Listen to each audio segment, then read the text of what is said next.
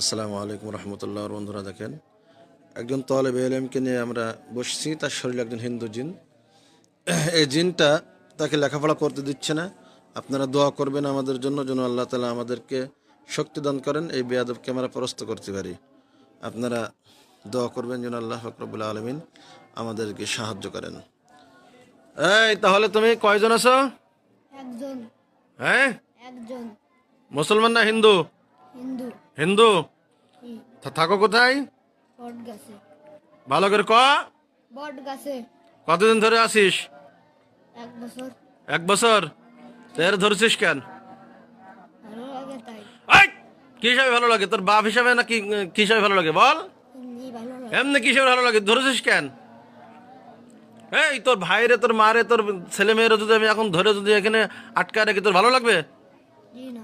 এই তাদের ক্ষতি করে ভালো লাগবে ক? ভালো লাগবে? তা তুই ধরছিস কেন